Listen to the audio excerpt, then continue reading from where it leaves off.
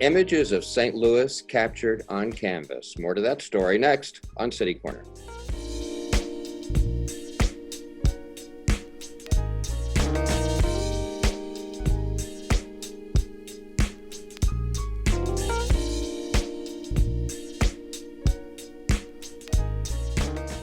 I'm Steve Potter, and welcome to City Corner.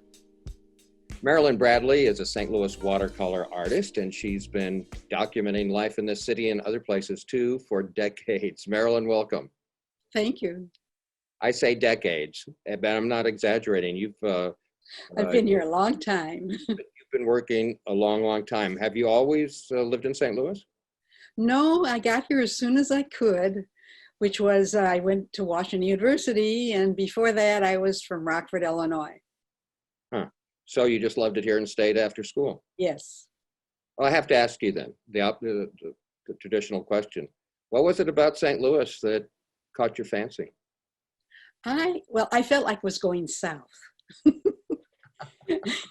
And I wanted to become a carpetbagger. No, I really love this town because there's so much history in it, and I've always enjoyed history. As soon as I got here, I started delving into the history of St. Louis. Mm-hmm. Yeah, well, over the years, in fact, you were last on this program, it was 5 years ago. You did a book, Once Upon a Time in St. Louis. And that's not the only book you've done, but they've all documented St. Louis in different ways. And I think you've done one about Alton and somewhere else too. Belleville, maybe? Not a book. Everywhere. Right? Yes. How many books have you done altogether? At least 6. So tell me about this one. What's the name of this book? Well, this one is St. Louis in watercolor, but I also have another one that's called St. Louis Watercolor, but this is the new one. And this one has the subtitle of Living History in the Gateway City. Yeah, I want to bring that up because there is another person that contributed to the book, someone that did some writing. Tell me who that is and what they add to your illustrations. Okay, Jennifer Grotpeter is doing the writing. The reason for it is I'm too wordy. I needed somebody that could write something with a little bit of humor. And not only that, this particular book is not lots of trivia, but it's within maybe 3 paragraphs of each item. In the past, I used to write a whole page, and that was just a little too much for the common person to want to look at a book. Well, I want to share some of your paintings with our audience, and you can talk a little bit about them. This first one is outside of Union Station. I remember when I was a kid, I thought these statues were a little risque. They were. That was the meeting of the waters. At one time, it used to be called the meeting of the wedding of the waters, and then they felt that's because they were nude, they shouldn't do that, and so luckily they didn't clothe them. I don't see the picture. Well, your take on it though is very respectful. Oh, thank you. As far as pressing the limits there.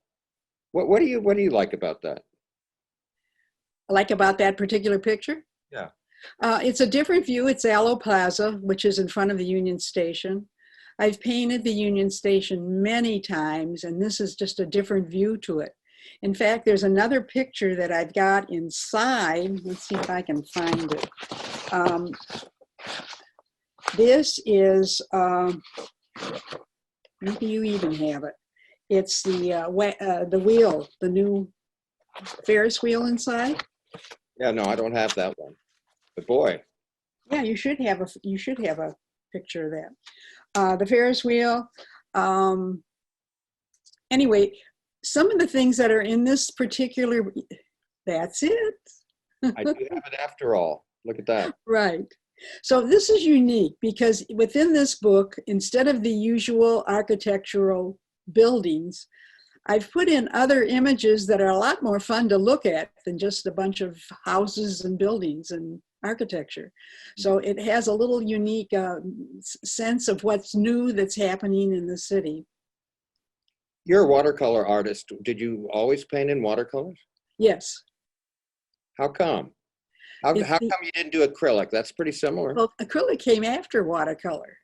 In fact, when acrylic came in, the person who started it and put it in tubes, his name was Leonard Bouquer.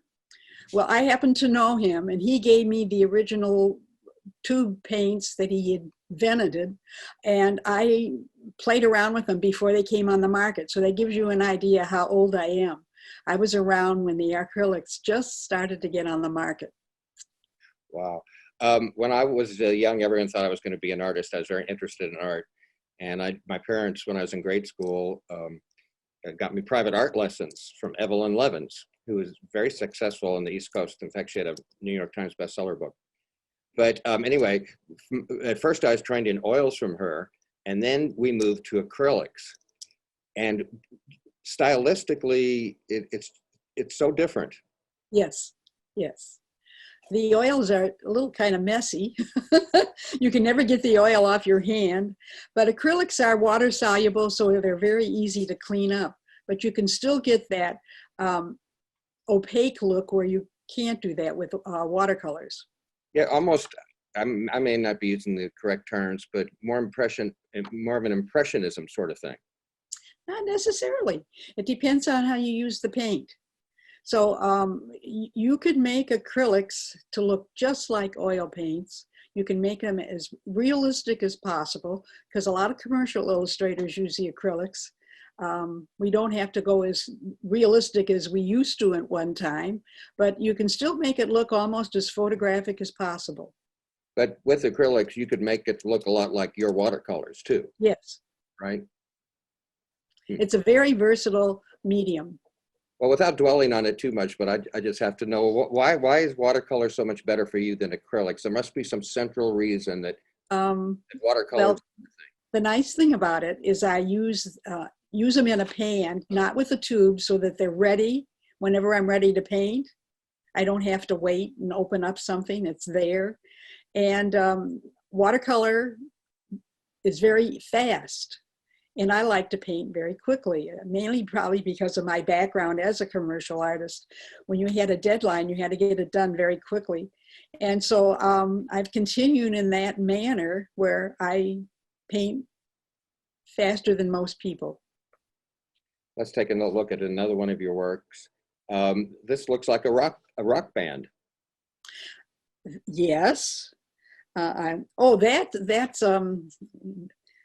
That was supposed to represent the blues, the new blues museum. Are these? And that's Durante that's playing the guitar.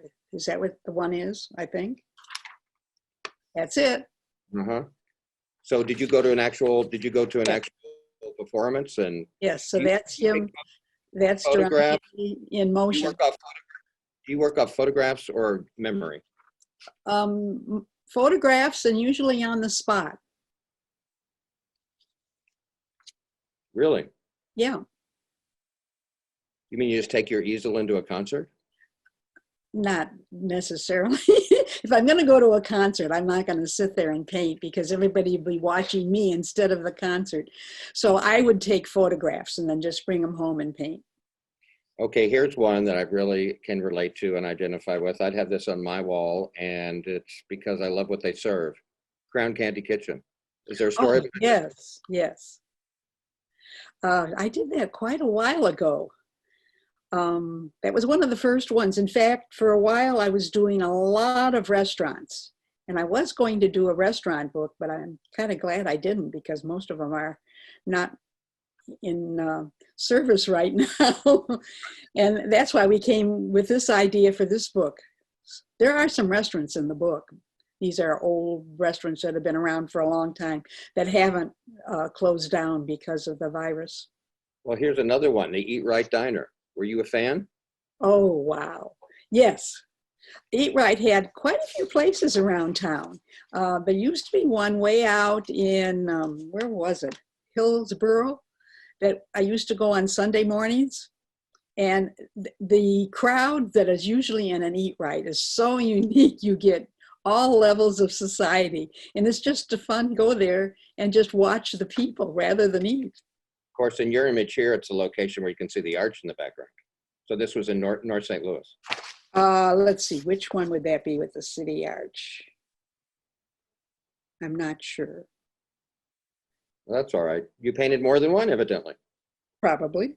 Yeah. Hey, you mentioned the virus and the COVID virus and how it's obviously shut so many things down, affected people in the restaurant business. How has it affected you as an artist? I would almost think maybe, and correct me if I'm wrong, almost maybe not as bad as most people because you're an artist. Aren't you used to spending lots of time by yourself in a studio?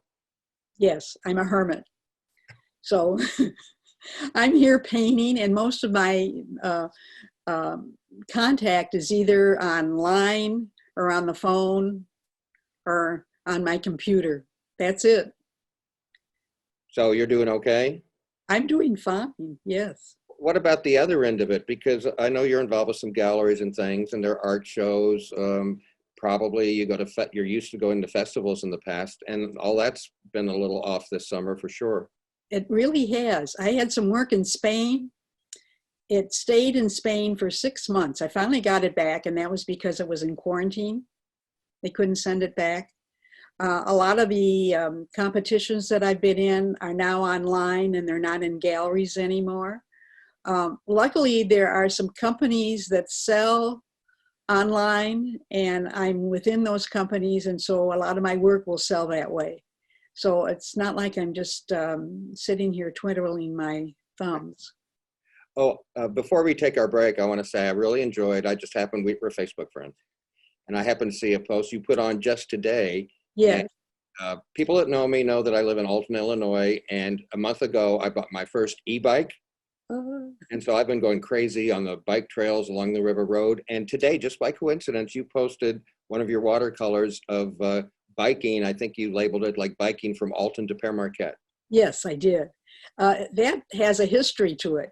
I had done that painting a long time ago, and it was in a pile, and it had faded, and it didn't look too well. So I decided I'd repaint it. So that's my new painting, showing that maybe I learned a little bit more since the past, and I started learning about shadows, and I added some colors so it looks like the fall time of year. Well, I'll think about you next time I'm out on that bike trail. But we good. A little break. Our guest is Marilynne Bradley, watercolor artist, and we'll return right after this.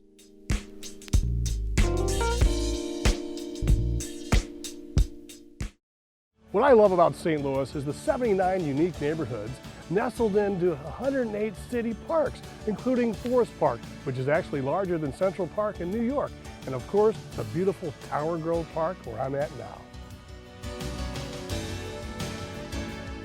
Oh, the St. Louis Blues. We've got the St. Louis Surge, two-time WBCBL champions. We've got Harris Stowe, WashU, St. Louis University, and of course, the 11-time World Series champion, St. Louis Cardinals.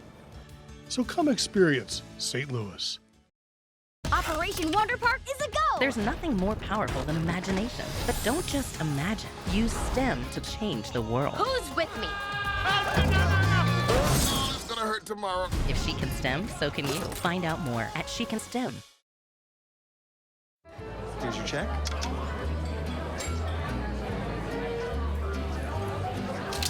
Oh, you got it. You know, since I got rid of my car, I really enjoy walking. Okay. Got it. No. Getting pulled over for buzz driving could cost you around $10,000 in fines, legal fees, and increased insurance rates. Oh, you're home early. You live with your mom? That'll set your game back a few years. Buzzed, busted, and broke. Because buzz driving is drunk driving. Hi. You think you're probably sober? Yeah. But you're thinking about taking the back roads home just in case. Why would you do that? Probably okay isn't okay. Call a cab, a car, or a friend. Good choice.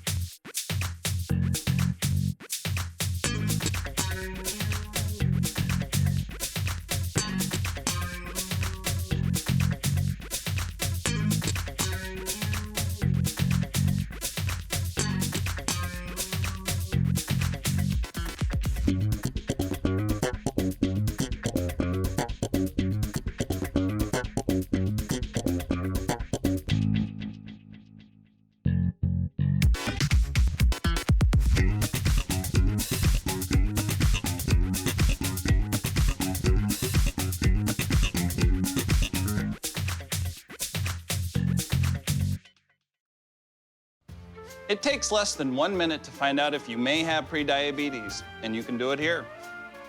So what are you waiting for? Just go to the site. Selfie. Nailed it.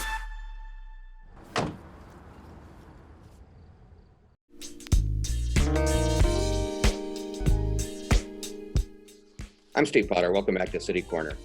Our guest today is Marilyn Bradley. She's a watercolor artist extraordinaire. And I'm a little mixed up on your new book, Marilyn, because you said it almost has the same title as one of your other books, Watercolor St. Louis.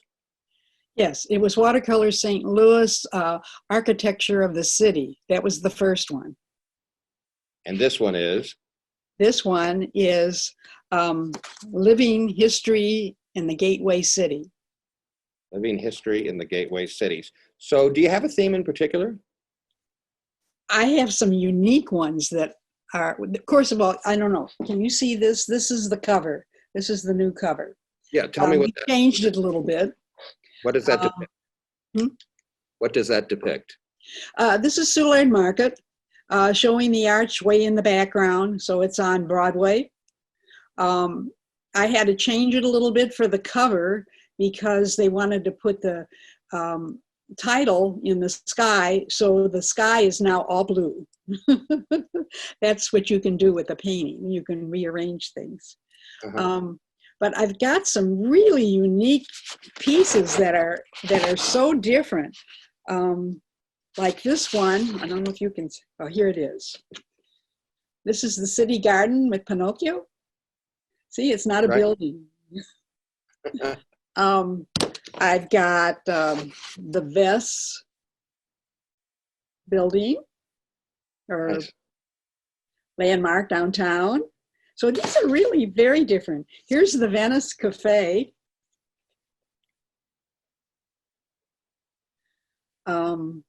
This is from the historical airport, one of the old planes in there. This is Soldiers Memorial has been refinished, and this is a picture of the sculpture in front of Soldiers Memorial. See, they are unique, huh? I really love somehow your use of color just grabs my attention immediately. Oh, good. There's one really unique one that I wanted this to be the cover. And the reason for it is you've got all three bridges downtown. So you've got the Eads Bridge, you've got the MacArthur Bridge, you've got the new Stan Musial Bridge in the background. And I thought that was so unique that you can see all three of them, and they are three different types of building bridges. It's a history. I love that one. Hey, I want to ask you about a style that you do, and I'm not going to use the right terms, but you'll be able to tell me. It's almost a cubist style or something on some of your paintings. You know what I'm referring to? Oh, my new ones? Yeah. My new ones I call geometric transitions. Right. And it's St. Louis is still not ready for that yet, I don't think.